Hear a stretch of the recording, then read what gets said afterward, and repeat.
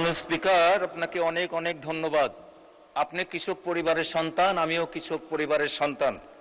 এই সুবাদে সময়ের ব্যাপারে একটু বিবেচনা আমি আপনি দুজনে খুব প্রাউডলি এই কথাটা বলি যে আমরা কৃষক পরিবারের সন্তান। প্লিজ বলেন। Thank you. আমি আজ মহান সংসদে দাঁড়িয়ে 2026-27 অর্থ বছরের ঐতিহাসিক বাজেটকে আন্তরিকভাবে স্বাগত জানাচ্ছি। এই বাজেট শুধু সংখ্যার হিসাব নয়, এটি বাংলাদেশের অর্থনৈতিক আত্মবিশ্বাস, উন্নয়ন দর্শন এবং ভবিষ্যৎ নির্মাণের একটি পূর্ণাঙ্গ রোডম্যাপ। আমাদের স্বপ্নদ্রষ্টা 18 কোটি মানুষের হৃদয় স্পন্দন আওয়ামী লীগের অন্যায়, অত্যাচার, জুলুম, নির্যাতন বুকে ধারণ করে 17টা বছর পরবাসী জীবনযাপন করেছেন।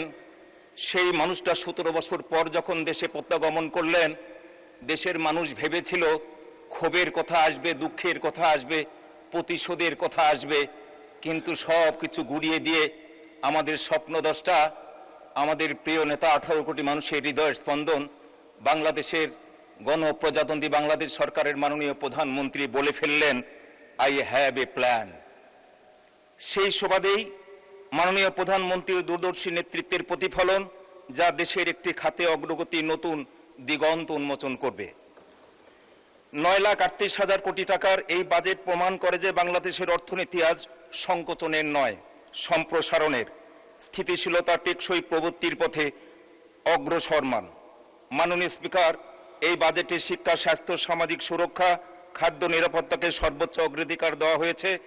স্বাস্থ্য খাতে বরাদ্দ উল্লেখযোগ্যভাবে বৃদ্ধি করা হয়েছে। শিক্ষা খাত সর্বোচ্চ বরাদ্দপ্রাপ্ত খাতগুলোর মধ্যে রয়েছে। সামাজিক সুরক্ষা কর্মসূচির আওতায় বাড়ানো হয়েছে, যা বর্তমান অর্থনৈতিক বাস্তবতার অত্যন্ত প্রয়োজনীয়।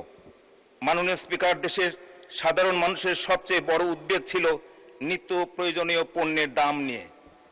সরকার সেই বিষয়টিকে সর্বোচ্চ গুরুত্ব দিয়ে চাল, গম, আলু, পেঁয়াজ, রসুন, ভোজ্য তেল সহ প্রায় 60টি নিত্য পণ্যের উপর অগ্রিম আয়কর উল্লেখযোগ্যভাবে কমানোর প্রস্তাব দিয়েছে, যাতে করে জনজীবনে স্বস্তি ফিরে আসে। মাননীয় স্পিকার, শিক্ষার চেয়ে বড় বিনিয়োগ হতে পারে না। মাননীয় স্পিকার, দক্ষ মানব সম্পদ তৈরির লক্ষ্যে সরকার শিক্ষা খাতে 1,36,606 কোটি টাকা বরাদ্দ দিয়েছেন। স্বাস্থ্য খাতে প্রায় 69,409 কোটি টাকা বরাদ্দ দিয়ে আধুনিক হাসপাতাল, ওষুধ সরবরাহ, চিকিৎসা শিক্ষার উন্নয়নের মাধ্যমে জনগণের স্বাস্থ্যসেবা আরও শক্তিশালী করার পরিকল্পনা নেওয়া হয়েছে। বাংলাদেশের কৃষক দেশের অর্থনীতির চালিকা শক্তি।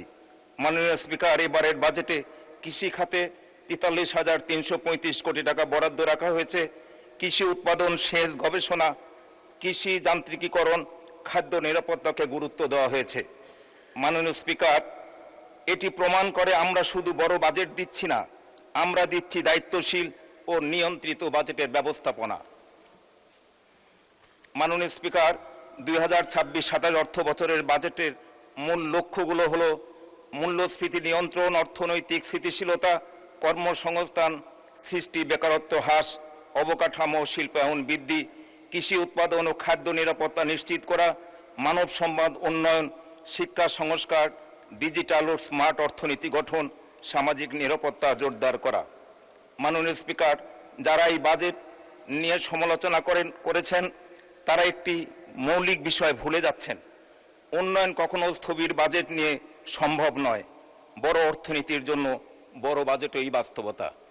মাননীয় স্পিকার, সমালোচনা গণতন্ত্রের অংশ, কিন্তু সেই সমালোচনা হতে হবে তথ্যভিত্তিক, বিকল্পভিত্তিক এবং দায়িত্বশীল। কিন্তু দুঃখজনকভাবে আমরা দেখছি এখানে সমালোচনা আছে, কিন্তু কোনো বাস্তব বিকল্প পরিকল্পনা নেই। মাননীয় স্পিকার, যারা বলেন এই বাজেট বড়, আমি তাদের বলি, একটি দেশ যখন উন্নয়নের পথে এগোয় তখন বাজেট ছোট হয় না, বরং বাস্তবতার সাথে তাল মিলিয়ে বড়ই হয়। মাননীয় স্পিকার, ঘাটতি শব্দ শুনলেই বিরোধীরা ভয় দেখাতে শুরু করে, কিন্তু তারা জানে না আমাদের ঘাটতি আছে, কিন্তু তা পরিকল্পিত। আমাদের ব্যয় আছে, কিন্তু তা উৎপাদনমুখী। মাননীয় স্পিকার, পরিশেষে আমি দৃঢ়ভাবে বলতে চাই, এই বাজেট থেমে যাওয়ার নয়, এই বাজেট পিছনে ফেরার নয়, এই বাজেট একটি আত্মনির্ভরশীল বাংলাদেশ গড়ার বাজেট।